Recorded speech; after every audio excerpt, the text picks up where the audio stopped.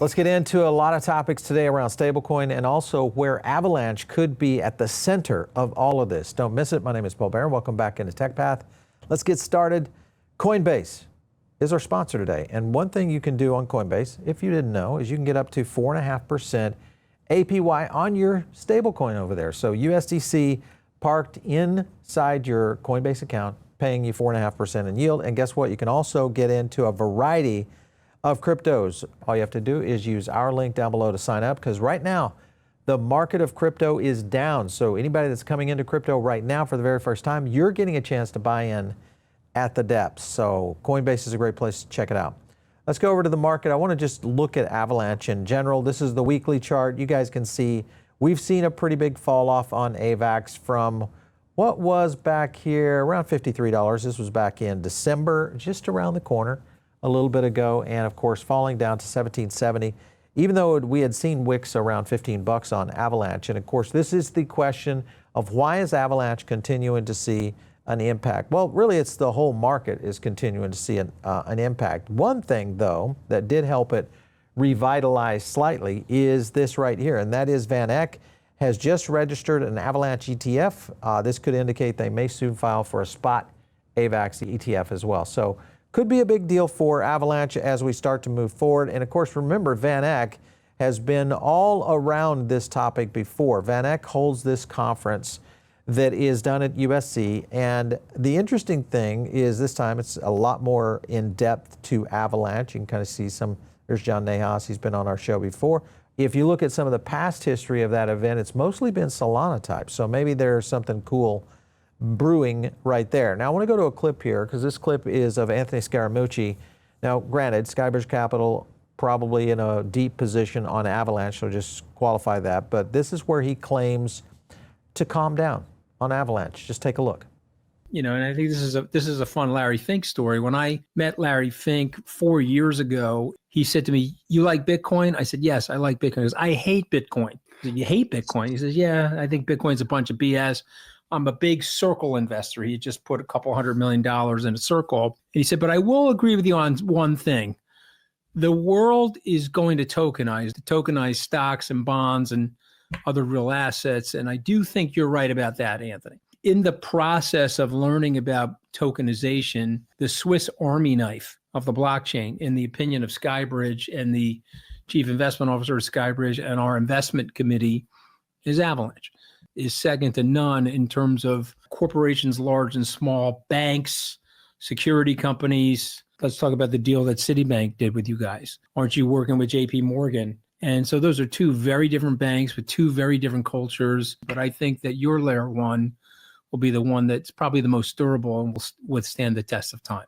I don't think any other network has that capability. I think it's going to be one of the top 5 chains in the world. The biggest lesson is to stay patient. And it's the hardest thing.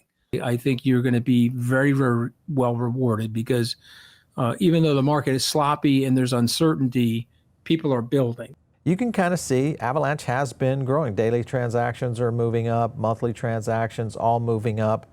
And really, I know this is March, just so that's partial month right there. That's the full month of February. So continuing to move up right there.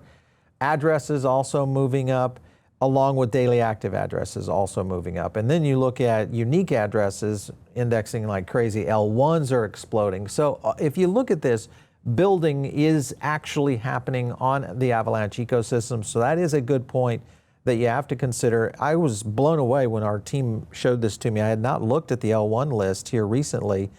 This is insane how many L1s are now available within the ecosystem. And the likelihood, if this continues on a growth period where we see crypto and the markets going up, I mean, this could 10x from here in terms of the amount of L1s growing on this. Also, if you just look at their build list, this is the portal over on Avalanche, showing a little bit more around what they're releasing. And this is their release date. I mean, 6 days ago, Feb 10, January 28th.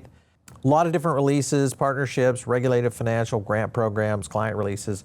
Then you look at some other playouts on this, and because speed is really one of the key things that we all want in blockchain. When you're moving assets around, and Ethereum is kind of interesting. When you want to move your ETH right now, Avalanche is actually faster than ETH and faster than Base together. So pretty amazing when you look at the difference in speed time. So again, this is just showing the strength of the potential of the network as a whole. On the topic of speed, let's go over here. You look at a new version coming out from AVAX on Circle. This is enhancing the speed as well on USDC. So it's almost instant in terms of its finality. So again, good values for AVAX as a stablecoin. If you look at RWAs, real world assets, and the list of the leaders out there, Avalanche, of course, flipping Solana quite some time ago, but again, starting to put a little pressure on Polygon. And you can see there's the asset count right there, but the explosion right here started coming off in the fall, and all of this continuing to grow, BUIDL being one of the largest right there. When you break this down into BlackRock, their institutional digital liquidity fund, look at the circle right there. Let me kind of zoom in on this because you might not be able to see that. You'll notice right there, ETH kind of maintaining most of that, but the number 2 is Avalanche right there. All right, let's move over to the summit because the summit happened and there was a lot going on within that room. One thing that surprised me a little bit was when Sergey, this is the CEO of Chainlink, jumped in because he made a really good statement, a very well polished statement. And one of the things that he started to kind of talk about was the issue of stablecoins. Listen to this clip. Now, stablecoins have massively benefited the US dollar, in my opinion, and I think they're starting to realize that. Anywhere from 2 to 5% of US treasuries are now in stablecoins. That puts you in the top, 20, 30 total holders of treasuries, right? That's important. So the blockchain industry experiences greater and greater global connectivity and global growth, while many other industries, due to ideological reasons or political reasons, are deglobalizing and becoming kind of locally focused, right? Manufacturing. And as you get to like 1, 2, 3, 4, 5, 6, 7, I would be really surprised if you got to beyond 5% of the total value of some asset, and all the regulators and all the governments and all the legislators weren't completely running to make sure that that asset was properly managed and regulated. All right, so you can see the point he's making is that stablecoins are a big part of this. And of course, with that, Carlos Domingo came on and said something that I think also reiterates this. He's talking about what's holding BUIDL back. Take a look. If you want to buy a private credit fund today, as a normal individual, you have to have an account with a wirehouse. The first friction point, right? Like not everybody can get an account open with those banks, right? And then the second part is that unless you have a certain amount of money, you don't even have access to the products because, the minimum investments usually are like $500,000 or more. If you are like under a certain amount of millions of dollars, good luck getting an answer because they don't care about you. It means you have to have many, many millions of dollars. But look, accredited investors is like 17 million people in the US. And you might be an accredited investor and have, $200,000 to $300,000. That doesn't mean you can actually spend $500,000 on a product, right? All right, and so Carlos Domingo, that's the CEO of BUIDL. If you want to learn a little bit more about that, that is really one of the leading issuers of where real-world tokenized assets are going to be coming from. And what he's talking about is the accredited investor dilemma that everybody's facing. And the idea, if you guys don't know, an accredited investor basically says you have to have a certain amount of net worth in excess of $1 million to be able to invest in these early stage events. Fink, Larry Fink, BlackRock, is trying to initiate more investment opportunity, especially out of the non-accredited investors.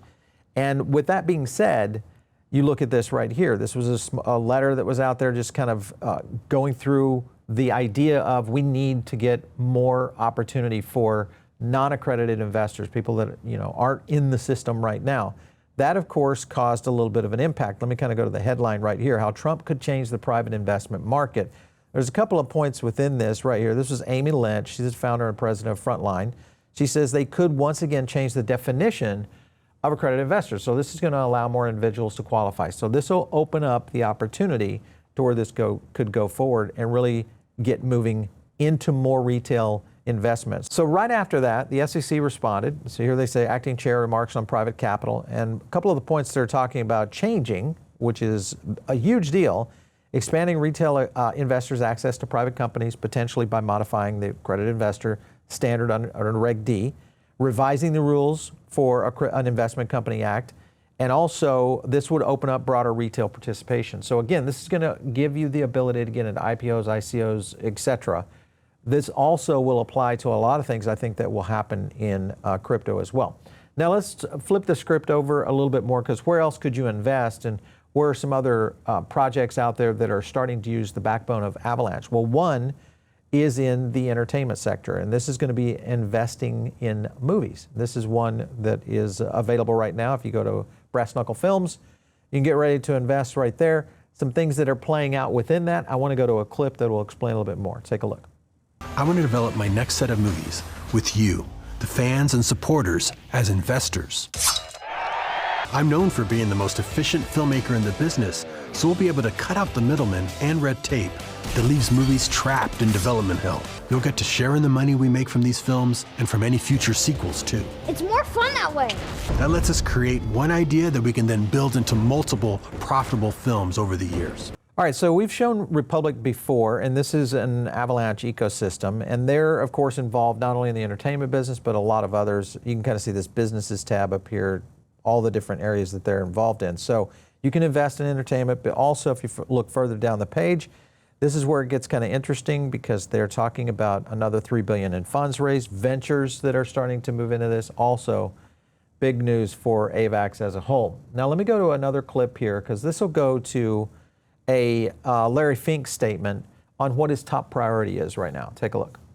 I wrote that we must, and I wrote this in an editorial in the Wall Street Journal on Election Day, we have to encourage more and more private capital. There's huge pools of long-term capital that is looking to invest. And as you watched over time how much more the capital markets took on the responsibility of financing small companies, medium companies, opportunities. And to me, this is, every political leader I talk to is asking the question, how do we build out our capital markets? Even a country that has a pretty strong capital markets like Japan doubled the tax exemption. It was no coincidence. After that was announced, and after people were putting more and more money away on a tax-exempt basis, how much that the Japanese stock market rallied. And it was a great example of, if we could get savers into long-term investors, and this is a lot of my letter that will come out in the next few weeks, savers that turn into investors and investing back into your economy, the multiplier effect that is so much more enormous. The one statement is that, you know, if you're looking to become wealthy, the idea is assets, always. Assets, not bank accounts, are going to make people wealthy, and I agree with that. So he is going down the right direction. With the speed of market right now, one thing that is being looked at, of course, is stablecoins, and the potential of regulation is very important. So Senator Haggerty put his stablecoin bill out. It's called the Genius Act. This dropped today. And looking through it, this is very, very juicy for crypto in general, compared to that of what we've seen in the past with Maxine Waters. And you guys probably saw that, the Maxine Waters and, of course, Patrick McHenry going head-to-head and Biden's issue. This is a different game. And, of course, Trump has put a mandate down to the House and the Senate to get this done by August. So I think we may see something maybe even faster than that. This hearing, though, is going to take place. It's called Navigating the Digital Payment Ecosystem. Look at the list of people that are involved in this. You've got global head of the BNY Mellon. You got Paxos in there, Stripes in there. This is getting serious, and I think this is, again, good news for the market in general. Where is BNY Mellon, and what's their status on stablecoins? Take a look. BNY plays a central role in supporting U.S. Treasury markets. As the world's largest custodian with more than $52 trillion of assets in custody, BNY helps companies and banks, big and small, access the money they need and process approximately 2.4 trillion of payments per day across all payment rails. Our commitment to advancing the future of finance includes the integration of blockchain.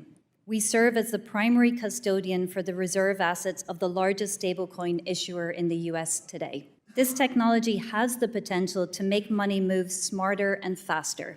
We're not just talking about what you have advised us about. We're talking about the way that these meme coins are put together and the rug pulls, and the stupid people who thought they were investing in something lose everything. Why don't everybody just understand that? I yield back the balance of my time. I didn't understand what Maxine was talking about there, but the point is that imagine a year ago and where we are now. Now, when that happens, we're going to see some movement in the market, and you got to think about, well, who is in the best cash position out there. One of the guys in the best cash position is Berkshire Hathaway. cash position continuing to climb, and now one of the largest, I think the largest that Warren Buffett has ever had. So very interesting things happening out there, guys. Let's go to the gaming side of things. If you go over to gaming, you've got to look at Avalanche. This was the GDC of 2024 last year. This was shrapnel off the grid. Everybody saw that happen. It was kind of the birth of really blockchain gaming, I think, in general. And Avalanche was one of the keys that helped lead that. Well, guess what? It's another year ago. And now we're dealing with 2025. And we'll most likely see more involvement in gaming also coming in from Avalanche.